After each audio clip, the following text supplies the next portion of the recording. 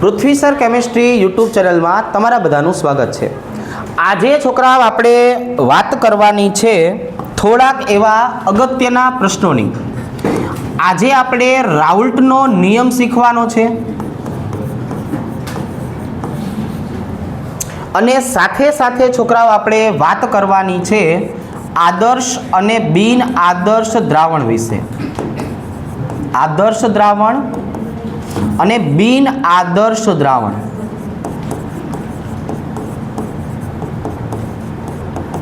તો આપણે પેલો કાર્યક્રમ જે છે એ અહીંથી સ્ટાર્ટ કરીએ છોકરાઓ। આજે આપણે વાત કરવી છે રાઉલ્ટનો નિયમ।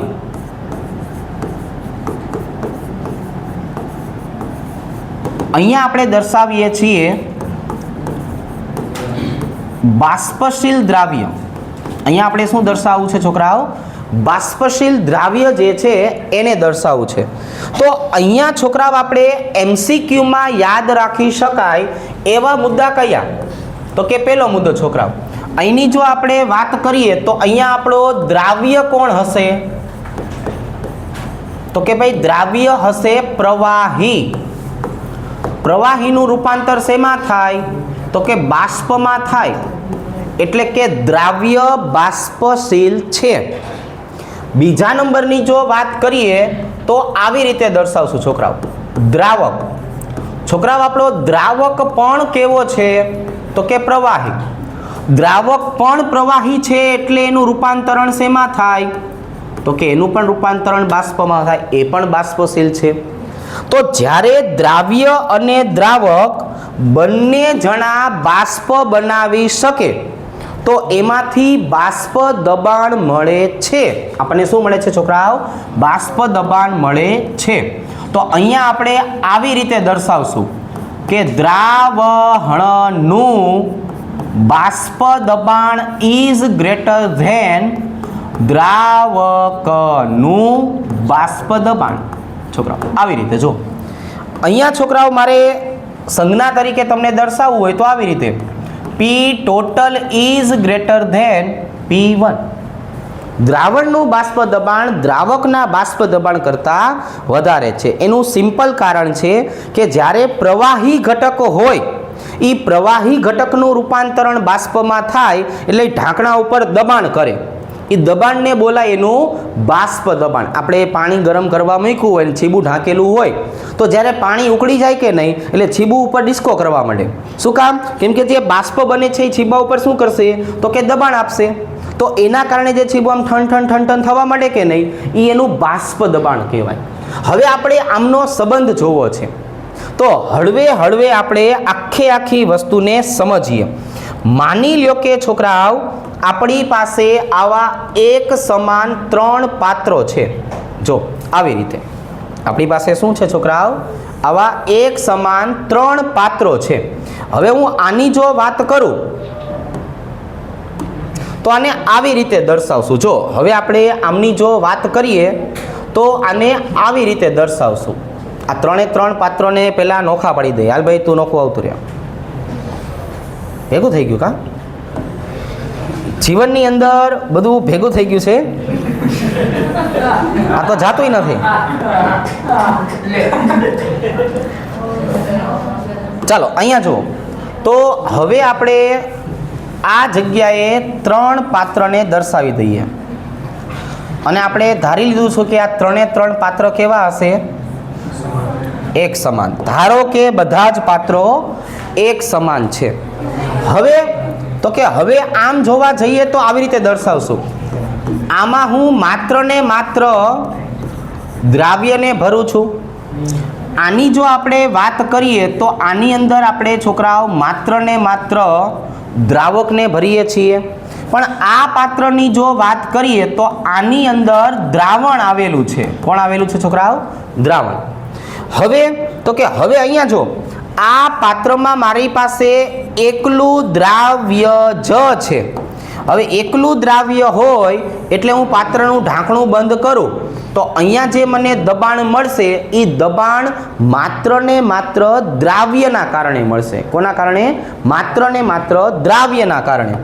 તો હવે અહીંયા જે જાણવા જેવી વસ્તુ છે એ આ થઈ કે આ પાત્ર દ્વારા જે દબાણ ઉત્પન્ન થયું એ P02 જેટલું હતું, કારણ કે દ્રાવ્ય શુદ્ધ અવસ્થામાં છે અને હવે આમાં એક જ ઘટક આવેલો છે એટલે અહીંયા એના મોલ અંશ કેટલા થઈ ગયા? x2 જેટલા. પણ x2 ની કિંમત હું લખવા જાઉં તો લખાય આવી રીતે x2 બરાબર 1, કેમ કે એક જ ઘટક છે એટલે એનો હિસ્સો કેવો કહેવાય? પોતાનો. 100% પ્રમાણ કેટલું કહેવાય? 1. હવે તો કે હવે આમાં હું શું કરું છું તો કે આમાં હું દ્રાવકને ભરું છું. જો આમાં છોકરાઓ મેં શું કર્યું તો કે ભાઈ આમાં મેં દ્રાવકને ભર્યો.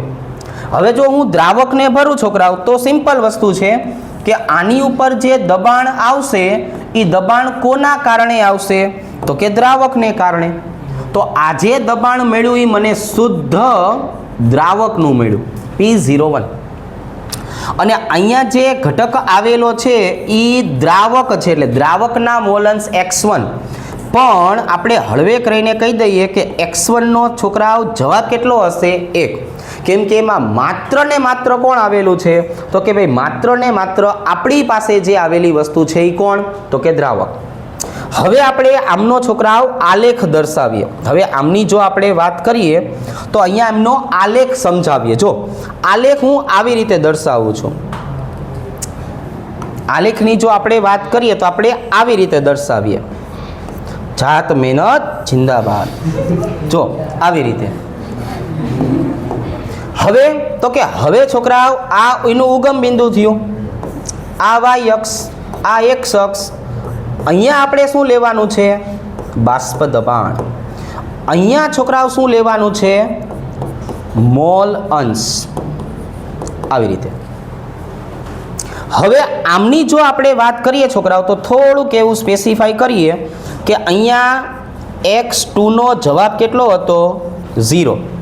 પણ અહીંયા છોકરાઓ જોવા જઈએ તો મને x2 નો જવાબ કેટલો મળે છે? 1. તો હવે તમે અહીંયા જે ઘટકની વાત કરો છો એ તમને બાષ્પ દબાણ કેટલું મળશે? જો અહીંયા મળશે. આ બિંદુ પાસે તમે પહોંચો એટલે મોલ અંશ 100% થઈ ગયા. x2 બરાબર 1. એવા સમયે અહીંયા જે તમને દબાણ મળે છે એ દબાણ કેવું થઈ ગયું છોકરાઓ? બાષ્પ દબાણ P2. અહીંયા આપણે દર્શાવીએ છીએ એ કોણ છોકરાઓ?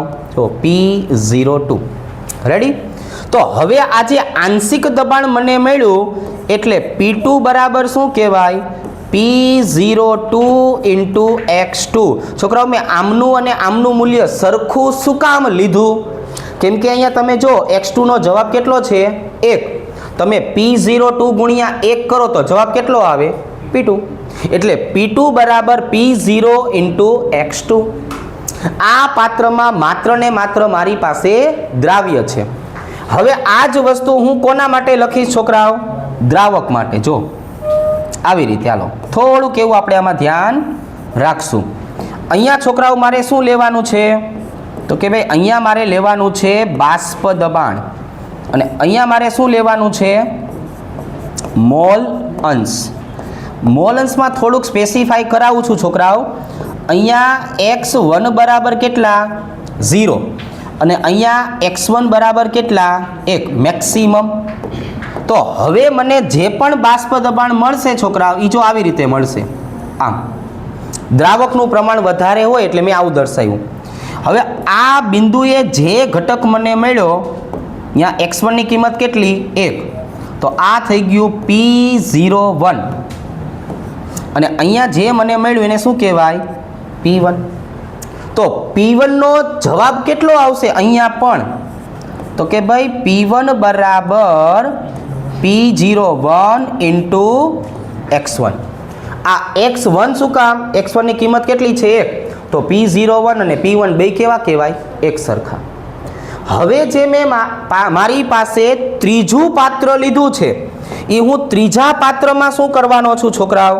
તો કે ત્રીજા પાત્રની અંદર દ્રાવ્ય, જો આ મારો વાદળી કલરનો દ્રાવ્ય અને આ આપણો સફેદ કલરનો દ્રાવક ઉમેરી દીધો. હવે આમના કારણે છોકરાઓ જે મને બાષ્પ દબાણ મળશે એને પી ટોટલ કહેવાય. શું કહેવાય છોકરાઓ? એને પી ટોટલ કહેવાય. જો થોડુંક એવું આપણે હવે આમાં સમજીએ કે અહીંયા જે બાષ્પ દબાણ મળશે એ કેટલું મળશે? પી ટોટલ જેટલું મળશે. કેટલું મળશે? પી ટોટલ જેટલું. અને અહીંયા હવે મને મળશે એને કહેવાય એક્સ. તો હવે આ એક્સ જે મને મળ્યા એ કેટલા હશે છોકરાઓ? x1 પ્લસ x2 જેટલા. અને બેયનો પાછો સરવાળો તો કેટલો થશે? 1. તો હવે હું આ આલેખ અને આ આલેખ બેયનો શું કરું છું? સરવાળો કરું છું. આ બંને આલેખ મારે આમની માટે સમજાવવા છે તમને. તો અહીંયા છોકરાઓ હું પહેલાં શું કરું છું? તો કે આ દ્રાવ્યનો આલેખ બનાવું છું. જો આ આલેખ તમને ટેક્સ્ટબુકમાં કઈ રીતે આપેલો છે એ જરાક સમજો. પહેલો આલેખ છે ને બેઠે બેઠો છે. એટલે કે અહીંયા આપણે શું લેવાનું હોય છે? અહીંયા જરાક જોવો જોઈએ શું લેવાનું હોય છે? બાષ્પ દબાણ. અહીંયા છોકરાઓ શું લેવાનું હોય છે? મોલ અંશ. જો આ મોલ અંશ. રેડી? હવે તો કે હવે આજે રહ્યા ને ભાઈબંધ આપણા x0 x1 બરાબર 0 અને અહીંયા આવશે x1 બરાબર 1. તો ભાઈબંધ મારો પહેલો આલેખ હું આને કોપી મારું છું. જો આ મારો પહેલો આલેખ મને આવી રીતે મળ્યો. રેડી? જોવો જોઈ આ દ્રાવકનો આલેખ મેં બેઠે બેઠો લખી નાખ્યો. હવે હું દ્રાવ્યનો આલેખ લઈશ પણ એને ઊંધો કરી નાખીશ. હું દ્રાવ્યનો આલેખ લઈશ પણ એને ઊંધો કરી નાખીશ. જેવો હું આલેખને ઊંધો કરીશ છોકરાઓ એટલે હવે અહીંયા જો શું મળશે છોકરાઓ આપણને? આવી રીતે. જો તો આ જગ્યાએ બાષ્પ દબાણ જ આવશે, આ જગ્યાએ મોલન્સ જ આવશે. પણ મોલન્સને કઈ રીતે લખાય છોકરાઓ? આને મારે દર્શાવવું પડશે ને. તો અહીંયા x2 બરાબર કેટલા? 0 અને અહીંયા x2 બરાબર કેટલા? 1. પણ દ્રાવ્ય છે એટલે એનું પ્રમાણ કેવું હતું? ઓછું હતું. જો એટલે એનો આલેખ આવી રીતનો મળ્યો. હવે તો કે હવે આવશે સંજ્ઞાની વાત. અહીંયા જે મને બાષ્પ દબાણ મળ્યું છોકરાઓ એ કયું હતું? અહીંયા મને જે બાષ્પ દબાણ મળ્યું એ કેટલું હતું? P02. તો આજે મને બાષ્પ દબાણનો આલેખ મળ્યો એ કોનો હતો? P2 બરાબર P02 ઇન્ટુ x2. આજે મને છોકરાઓ આલેખ મળ્યો એ કોના માટે હતો? P1 બરાબર P01 ઇન્ટુ x1. હવે જ્યાં તમે દ્રાવ્ય અને દ્રાવક બેયને ભેગા કરેલા છે તો એનું કુલ બાષ્પ દબાણ કેટલું થાય? બેયના સરવાળા જેટલું. તો આજે વાદળી કલરનો જે આલેખ આવ્યો ને છોકરાઓ એ કોના માટે છે? પી ટોટલ માટે. પી ટોટલ એટલે શું? P1 વત્તા P2. હવે મારે આ પી ટોટલના સૂત્રની સાબિતી આપવાની છે. શું આપવાની છોકરાઓ? પી ટોટલના સૂત્રની સાબિતી આપવાની છે. સાબિતી આપણે થોડીક વારમાં આપીએ. હવે આ જુઓ છોકરાઓ, આ જે વસ્તુ આપણે આલેખમાં દર્શાવી છે પી ટોટલ બરાબર P1 વત્તા P2 એનું આપણે સૂત્રની સાબિતી કરીએ. એ આપણને છોકરાઓ પરીક્ષામાં પૂછાશે. હવે અહીંયા જો આપણે આવું દર્શાવ્યું છે દ્રાવણનું બાષ્પ દબાણ બરાબર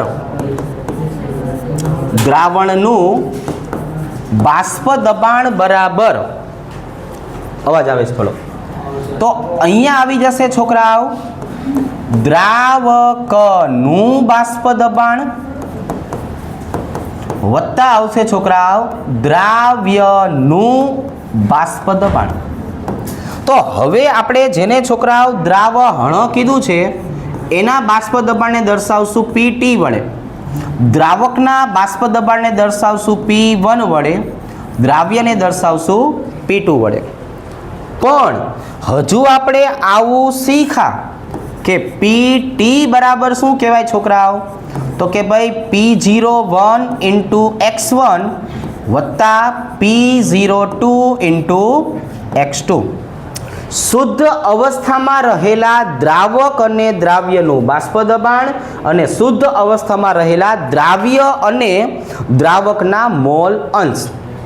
હવે તો કે હવે છોકરાઓ આપણે આવું જાણીએ છીએ કે x1 વત્તા x2 આમનો સરવાળો કેટલો મળશે છોકરાઓ? 1. તો હવે આમને છોકરાઓ આપણે બે ભાગમાં વહેંચી દઈએ. જો બંનેના સૂત્રની આપણે તારવણી કરવી છે. Condition number 1. ચાલો ભાઈ, શરત પહેલી કઈ છે? તો કે આપણે એવું ધારીએ કે x1 બરાબર 1 માઇનસ x2. જો x1 વત્તા x2 બરાબર કેટલા કહેવાય? 1. તો x1 ને સૂત્રનો કર્તવ્યનો શું થાય? 1 માઇનસ x2. હવે તમને જ્યાં x1 દેખાય ત્યાં આ કિંમત મૂકવાની. ચાલો લખાવો. તો કે ભાઈ PT બરાબર P01 ઇન્ટુ 1 માઇનસ x2 વત્તા P02 ઇન્ટુ x2. હવે તો કે થોડુંક સાદરૂપ આપીએ. PT બરાબર P01 minus P01 into x2 અને વત્તા શું આવશે? P02 into x2. આપણે ગણિતના નિયમનો ઉપયોગ કરીએ કે આ માઇનસવાળા ભાઈને પાછળ જવા દઈએ, આ પ્લસવાળા ભાઈને આગળ લઈ આવીએ. જો તો હવે PT બરાબર P01 વત્તા P02 into x2 minus P01 into x2. હવે આમાંથી કંઈ કોમન નીકળે છે? તો કે હા, PT બરાબર P01 વત્તા x2 કોમન નીકળે છે. જુઓ અહીંયા શું આવી જશે? P02 minus P01. રેડી? તો આ સાબિતી છોકરાઓ આપણે પ્રશ્નમાં દર્શાવવાની છે. હવે તો કે હવે છોકરાઓ કન્ડિશન નંબર 2 કઈ છે? કન્ડિશન નંબર 2, x2 બરાબર 1 માઇનસ x1. જો આવો સંબંધ મળશે, PT બરાબર P02 વત્તા x1 P01 માઇનસ P02. આવું આપણે સાબિત કરવાનું છે. તો પેલું કામ શું કરશું? ચાલો, PT બરાબર અહીંયા આવી જશે P01 ઇન્ટુ x1 વત્તા P02 1 માઇનસ x1. આનું આપણે પાછું સાદરૂપ આપીએ. જો તો શું થશે? P ટોટલ બરાબર P01 ઇન્ટુ x1 વત્તા P02 minus P02 into x1. Ready? ચાલો ઘડી કઈ ધ્યાન રાખો. હવે પાછો આપણે ગણિતના નિયમનો ઉપયોગ કરીએ ભાઈબંધ. આ P02 ને અહીંયા લઈ લઉં છું, આને પાછળ જવા દઉં છું. હવે શું થયું છોકરાઓ? તો કે જો PT બરાબર P02 વત્તા P01 x1 minus P02 x1. એટલે હવે આપણે છોકરાઓ કોમન કાઢવાની વાત આવે તો શું કોમન કાઢશું? તો કે ભાઈ P02 વત્તા x1 અને કાઉન્સની અંદર P01 માઇનસ P02, જે આપણે આ સમીકરણ જોઈને અનુમાન કરેલું. રેડી? હવે છોકરાઓ અહીંયા આપણે જે દ્રાવણ બનાવ્યું એ દ્રાવણની જો વાત કરીએ તો હવે જ્યારે એ બાષ્પ બનશે તો બાષ્પની અંદર રહેલા ઘટકના મોલ અંશ ગોતવા પડશે. એને બોલવામાં આવે છે બાષ્પ કલાના મોલ અંશ. બાષ્પ કલાના મોલ અંશ. અત્યારે આપણે જે દર્શાવ્યું એ શેના માટે દર્શાવ્યું છોકરાઓ? દ્રાવણ બનાવ્યું ત્યારે. આ x1 x2 ક્યારના હતા? દ્રાવણ બનાવ્યું ત્યારે. હવે એ દ્રાવણનું જ્યારે બાષ્પમાં રૂપાંતર થાય ત્યારે જે પ્રમાણ હોય એની આપણે વાત કરશું. તો એ બાષ્પ કલાના મોલ અંશ આપણે નક્કી કરશું ડાલ્ટનના નિયમ મુજબ. શેના મુજબ છોકરાઓ? ડાલ્ટનના નિયમ મુજબ. હવે ડાલ્ટનનો નિયમ શું હતો? તો કે ભાઈ જો ડાલ્ટનનો નિયમ એકદમ સરળ હતો. દ્રવ્ય અવસ્થા ચેપ્ટરમાં આવતો. આંશિક દબાણ બરાબર કુલ દબાણ ગુણ્યા મોલ અંશ. જો છોકરાઓ આવી રીતે મારે છોકરાઓ આ સૂત્રને જનરલ રીતે દર્શાવવું હોય તો જનરલ રીતે આવી રીતે દર્શાવે. જો પી બરાબર પીટી ઇન્ટુ વાય. અત્યારે મેં બાષ્પ કલા માટે વાય સંજ્ઞા વાપરી છે, દ્રાવણ માટે એક્સ સંજ્ઞા વાપરી છે.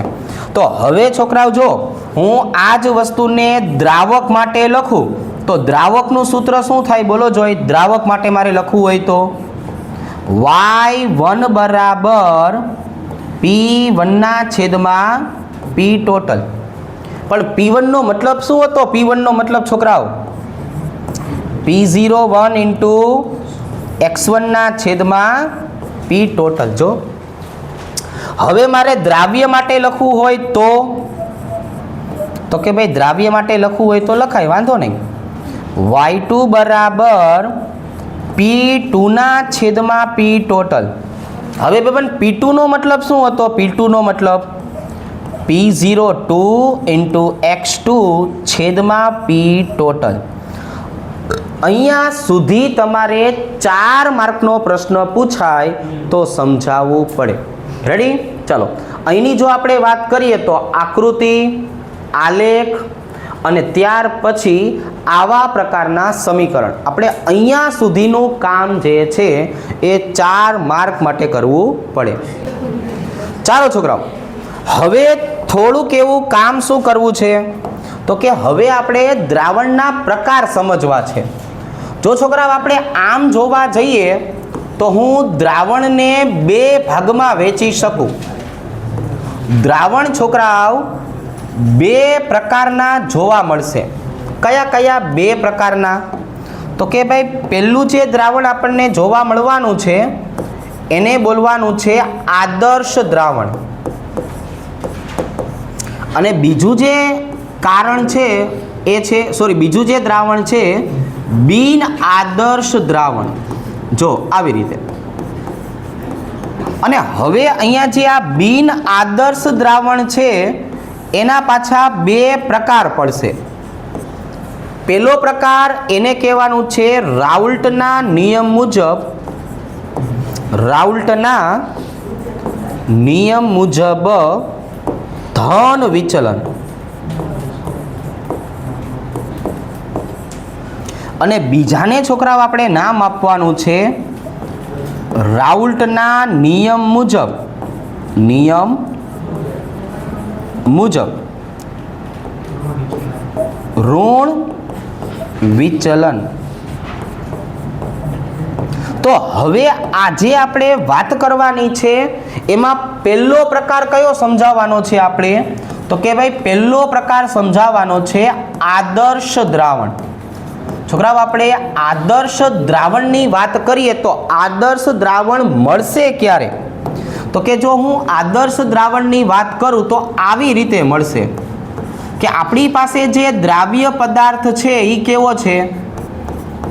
તો કે ભાઈ દ્રાવ્ય પદાર્થ અધ્રુવીય છે. દ્રાવક કોણ છે છોકરાઓ?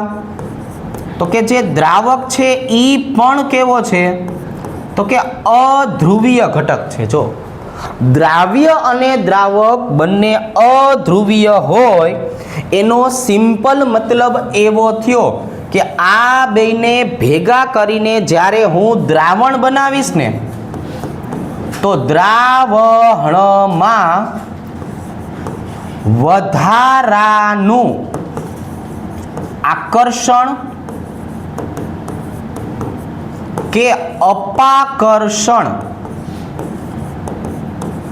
થશે નહીં. જો ભાઈબંધ, અહીંની જો આપણે વાત કરીએ તો અહીંયા આવું સમજાવશું કે દ્રાવણમાં વધારાનું આકર્ષણ કે અપાકર્ષણ થવાનું નથી. આનો મતલબ શું થયો એ જો. માની લો કે છોકરાઓ હું દ્રાવ્ય તરીકે 20 ml ઘટક લઉં છું અને અહીંયા છોકરાઓ આપણે દ્રાવક તરીકે 80 ml ઘટક લઈએ છીએ. તો આમના અણુની જો આપણે વાત કરીએ તો આમના અણુ છે ને આવા હશે છોકરાઓ, કે આ કોણ, તો કે જો દ્રાવ્ય. અહીંની જો આપણે વાત કરીએ તો અહીંયા કોણ, દ્રાવક. આ બંને એકબીજા સાથે એક સાથે જોડાયેલા હશે. જો આમ. હવે તો કે આમાં કોઈ વધારાનું આકર્ષણ કે વધારાનું અપાકર્ષણ નથી થયું. બંને દ્વારા રોકાયેલું કદ કેટલું થયું છોકરાઓ, તો કે ભાઈ બંને દ્વારા રોકાયેલું કદ, દ્રાવણનું કદ બરાબર 100 ml. આ બે ઘટકોને ભેગા કરવાથી બંને વચ્ચેનો કદનો તફાવત 0 મારે આ બેને ભેગા નથી કરવા પડ્યા કે નોખા નથી કરવા પડ્યા, એટલે આમની એન્થાલ્પીનો ફેરફાર કેવો, 0. દ્રાવ્ય અને દ્રાવકના કદનો સરવાળો એક્ઝેક્ટલી સમાન થયો. હવે તો કે હવે હું જો આમની વાત કરું છોકરાઓ, તો આજે મને દ્રાવણ મળ્યું, એ દ્રાવણ આવા પ્રકારનું મળ્યું કે હવે અહીંની જો આપણે વાત કરીએ તો દ્રાવ્ય અને દ્રાવક બંનેથી જેટલું પણ મળવાનું હતું એ આદર્શ દ્રાવણ થયું, બેયના સરવાળા જેટલું. આમાં મને કોઈ વધારાનું ધન કે વધારાનું ઋણ વિચલન જોવા મળતું નથી. તો હવે છોકરાઓ આમાંથી MCQ પૂછાય તો આટલી વસ્તુ યાદ રાખવાની. દ્રાવ્ય દ્રાવક અધ્રુવીય, આકર્ષણ કે અપાકર્ષણ નથી. તો હવે આને આપણે દર્શાવાય કઈ રીતે, તો કે જો હું દ્રાવ્ય તરીકે એ પ્રમાણ દર્શાવું અને દ્રાવક તરીકે બી પ્રમાણ દર્શાવું અને આ બેનો સરવાળો કરો તો સરવાળામાં જે AB બનશે કે નહીં, આ બધાનું પ્રમાણ એક સમાન હશે. કોઈ એકબીજાને આકર્ષણ કે અપાકર્ષણ લગાડવાના નથી, બધાનું પ્રમાણ એક સમાન. તો આવા પ્રકારનું દ્રાવણ બનાવી કોણ શકે, તો કે આપણે એના ઉદાહરણ લખશું. એટલે કે આમ જોવા જઈએ તો સૌથી અગત્યની વસ્તુ છે ને એના ઉદાહરણ જ છે કે બધા જ અધ્રુવીય હશે. બેન્ઝીન વત્તા ટોલ્યુઇન. તો હવે તમને ખબર કેમ પડશે કે આ અધ્રુવીય છે, તો કે આની ચુંબકીય ચાક માત્રા ગોતો ને તો μ બરાબર 0 મળે. C6H6 વત્તા C6H5CH3. હાઇડ્રોજનને કાર્બનમાં કોઈ ધન કે ઋણ વીજભાર આવતો નથી. જો કોઈ ધન કે ઋણ વીજભાર જ નથી. બીજું ઉદાહરણ કયું છોકરાઓ, ક્લોરોબેન્ઝીન વત્તા બ્રોમોબેન્ઝીન.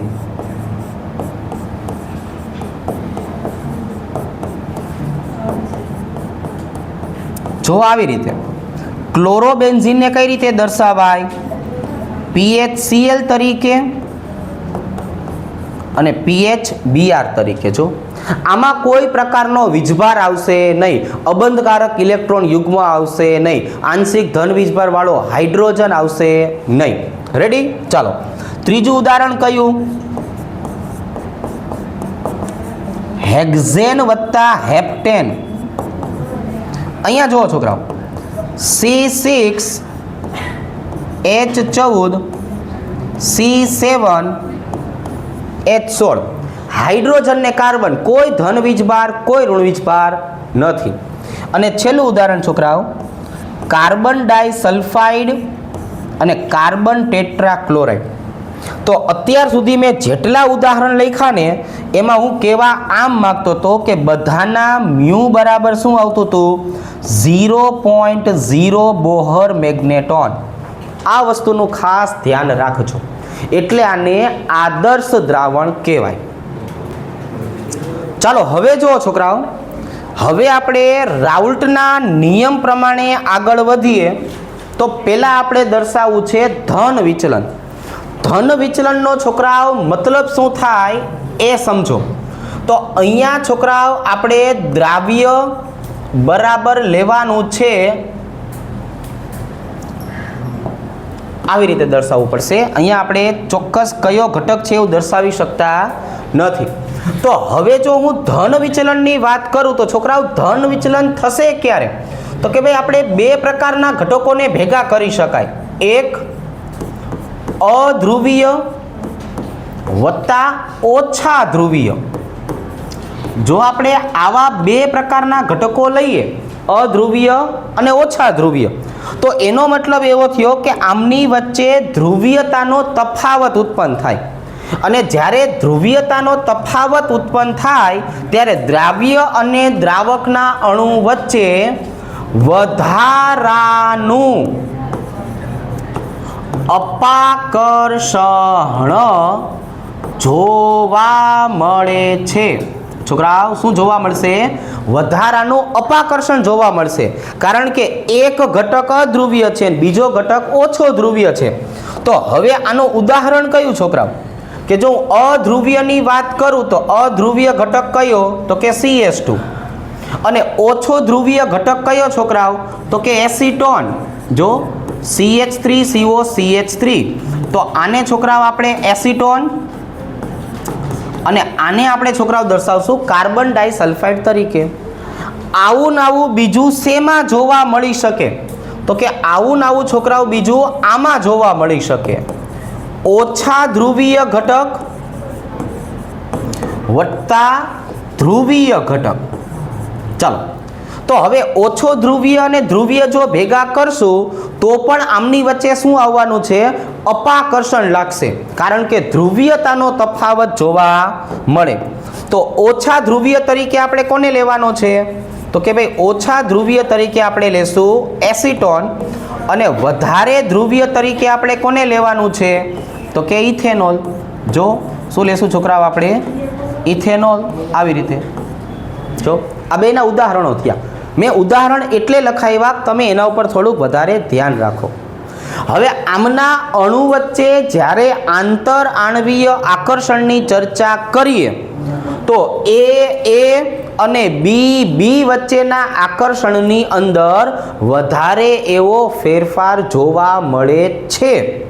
આમની વચ્ચે અપાકર્ષણ થાય એટલે આમના ઘટકો સરળતાથી બાષ્પીભવન પામે. અને જો સરળતાથી બાષ્પીભવન પામે તો આમના બાષ્પ દબાણ જે આદર્શ હતા ને એના કરતાં વધી જશે. જો આ લીલા કલરની લાઈન કોના માટે છે? આદર્શ દ્રાવણ માટે. તો દ્રાવ્યનું બાષ્પ દબાણ આદર્શ કરતાં વધી જશે. દ્રાવકનું બાષ્પ દબાણ આદર્શ કરતાં વધી જશે. એટલે દ્રાવણનું બાષ્પ દબાણ પણ વધી જશે. જો આ આદર્શ કરતા બાષ્પ દબાણમાં વધારો જોવા મળ્યો. શું કામ? કેમ કે બે ઘટકો વચ્ચે આકર્ષણ છે જ નહીં, તરત જ બાષ્પીભવન પામશે અને બાષ્પ દબાણ વધારશે. હવે આ કોના જેવું થયું સાંભળો. હું દ્રાવ્યની વાત કરું તો દ્રાવ્ય કેટલું મારી પાસે? 20 ml. અને દ્રાવકની વાત કરું તો દ્રાવક કેટલું મારી પાસે? 80 ml. રેડી? તો હવે છોકરાઓ અહીંયા કેવું થયું? જો જરાક હું આ બેને જેવા ભેગા કરીશ ને એટલે એમના કદ તમને કેવા જોવા મળશે? જરાક જોજો. આ કોણ? દ્રાવ્ય. હમણાં આપણે આકૃતિ દોરી હતી ને. આ કોણ છોકરાઓ? તો કે દ્રાવક. તો તમને અહીંયા ક્લિયર દેખાશે કે દ્રાવ્ય અને દ્રાવક વચ્ચે થોડીક એવી જગ્યા રહી ગઈ. હવે હું આમનો સરવાળો કરું છોકરાઓ, અને સરવાળામાં જે મને દ્રાવણનું કદ મળશે ને એ દ્રાવણનું કદ ગ્રેટર ધેન 100 ml હશે. જેટલાની અંદર 100 અણુ સમાઈ જતા હતા એના કરતાં અહીંયા શું થવાનું છે? તો કે એના કરતાં અહીંયા અણુ વધારે જગ્યા રોકે. તો આવી રીતે delta V is not equal to 0 delta V equal to positive. હવે delta H is not equal to 0. Delta H equal to positive. શું કામ? જો મારે આ બે અણુને ભેગા રાખવા હશે તો ઉષ્મા આપવી પડે.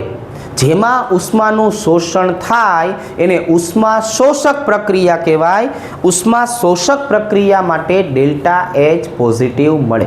કેવું મળે છોકરાઓ? ડેલ્ટા એચ પોઝિટિવ મળે. હવે છોકરાઓ આપણે ઋણ વિચલનની વાત કરીએ ને તો ઋણ વિચલનનો મતલબ શું થાય? તો કે ઋણ વિચલનનો મતલબ આવો થાય, ધ્રુવીય વત્તા ધ્રુવીય. આમનો મતલબ શું થાય? ધ્રુવીય વત્તા ધ્રુવીય. આ ધ્રુવીય વત્તા ધ્રુવીયનો મતલબ શું થયો?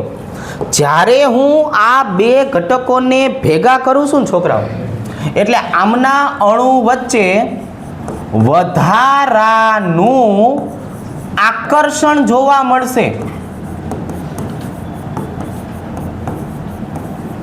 શું જોવા મળશે છોકરાઓ? આમના અણુ વચ્ચે આકર્ષણ જોવા મળશે. બે ધ્રુવીય છે. જો હવે આપણને ખબર કેમ પડશે કે આ બે ધ્રુવીય છે? જો હું તમને ઉદાહરણ લખીને સમજાવું ને, એટલે ફિનોલ વત્તા એનિલિન. ફિનોલને કઈ રીતે દર્શાવાય? PHOH તરીકે. જો આની પાસે અબંધકારક ઇલેક્ટ્રોન યુગ્મ આવ્યા, આ ધ્રુવીય બની ગયો. અને એનિલિનને કઈ રીતે દર્શાવાય? એનિલિનને PHNH2. જો આની પાસે પણ શું આવ્યું? અબંધકારક ઇલેક્ટ્રોન યુગ્મ. જેમની પાસે આવા અબંધકારક ઇલેક્ટ્રોન યુગ્મ આવતા હોય ને છોકરાઓ, અથવા એને સાદી ભાષામાં આમાં યાદ રખાય કે આ બધા શું બનાવતા હોય ખબર છે? હાઇડ્રોજન બંધ. શું બનાવતા હોય? હાઇડ્રોજન બંધ. જો હજી એક આપણે ઉદાહરણ સમજીએ. બીજું ઉદાહરણ છે છોકરાઓ એસિટોન વત્તા ક્લોરોફોર્મ. એસિટોન વત્તા ક્લોરોફોર્મ. હવે અહીંયા છે ને આપણે મતલબ સમજીએ. તમે એસિટોનને જોયેલો જ છે. એસિટોનનું બંધારણ કેવું આવે? CH3 C ડબલ બંધ O CH3. અને ક્લોરોફોર્મનું બંધારણ કેવું આવે છોકરાઓ? જો આવી રીતે આ ક્લોરોફોર્મનું બંધારણ છે. સાંભળો, આ કોણ છે? ક્લોરોફોર્મનું બંધારણ. હવે શું થયું? તો કે હવે છોકરાઓ જો આ હાઇડ્રોજન આંશિક ધન વીજભારિત છે અને આ ઓક્સિજન પાસે શું આવેલું છે? અબંધકારક ઇલેક્ટ્રોન યુગ્મ. આ બે ભાઈબંધ સરળતાથી હાઇડ્રોજન બંધ બનાવી નાખશે. શું બનાવી નાખશે?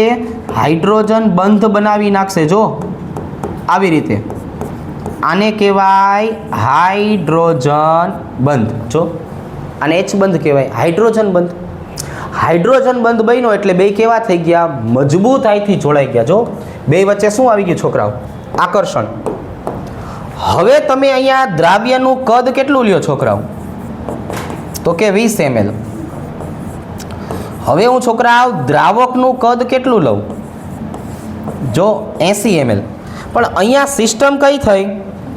દ્રાવ્ય અને દ્રાવક એકબીજા સાથે જોડાઈ ગયા. છોકરાઓ આ દ્રાવક અડધો દ્રાવ્યમાં સમાઈ ગયો. જો આવી રીતે જકડાઈ ગયા. તો એનો મતલબ હવે આપણા દ્રાવણનું કદ કેટલું થશે છોકરાઓ? દ્રાવણનું કદ less than 100 ml. Less than 100 ml. મતલબ કે જેટલું કદ હોવું જોઈતું હતું એના કરતાંય ઓછી જગ્યામાં આ ગોઠવાઈ ગયા. જેટલું કદ હોવું જોઈતું હતું એના કરતાંય ઓછી જગ્યામાં આ ગોઠવાઈ ગયા. તો હવે આમના માટે આ delta V not equal to 0. તો કદ એમને ઓછું રોક્યું. ઓછું રોક્યું એટલે negative. Delta H not equal to 0. Not equal to 0 એટલે જેમની વચ્ચે આકર્ષણ હોય એ પ્રક્રિયા કેવી આપે? ઉષ્માક્ષેપક પ્રક્રિયા આપે. કઈ પ્રક્રિયા આપે? ઉષ્માક્ષેપક. ઉષ્માક્ષેપક એટલે ડેલ્ટા એચ બરાબર માઇનસ. હવે તો કે હવે આને તો બાષ્પ બનવાનું હતું. બાષ્પ બનવાની બદલે એ શેમાં વયા ગયા છોકરાઓ? આકર્ષણમાં. જો તો આ બે ઘટકો વચ્ચે એટલું બધું આકર્ષણ થઈ ગયું કે જે હું 100 અંશ સેલ્સિયસ આપવાનો હતો કે નહીં એટલામાંથી છૂટાઈ ન પડ્યા, એટલે મારે એને કેટલું તાપમાન આપવું પડ્યું? 100 અંશ સેલ્સિયસ કરતાં વધારે. અને જે બાષ્પ બનવી જોઈતી હતી ને એ બાષ્પ બની જ નહીં. જો એના કારણે એ જે આદર્શ દ્રાવણનું જે બાષ્પ દબાણ હતું, દ્રાવ્ય એના કરતાં ઓછું આપ્યું, દ્રાવકે આદર્શ કરતાં ઓછું આપ્યું, દ્રાવણે આદર્શ કરતાં ઓછું આપ્યું. જો આમના બાષ્પ દબાણ કેવા થઈ ગયા છોકરાઓ? ઘટી ગયા. કેવા થઈ ગયા? ઘટી ગયા. ખ્યાલ આવી જશે. તો સૌથી અગત્યની વસ્તુ કઈ છોકરાઓ આમાં ખબર છે? હવે આ જો છોકરાઓ, આ જ વસ્તુને એકદમ સરસ રીતે શેમાં દર્શાવવામાં આવ્યું ખબર છે? એજીઓટ્રોપ દ્રાવણ તરીકે. એજીઓટ્રોપ દ્રાવણનો છોકરાઓ સાદો મતલબ થાય પ્રમાણ દર્શક મિશ્રણ. છોકરાઓ દ્રાવ્ય અને દ્રાવક જે ટકાવાર પ્રમાણ દ્રાવણમાં હોય ને એટલું જ ટકાવાર પ્રમાણ એમના બાષ્પ અવસ્થામાં હોય. શેમાં હોય? એના બાષ્પ અવસ્થામાં હોય.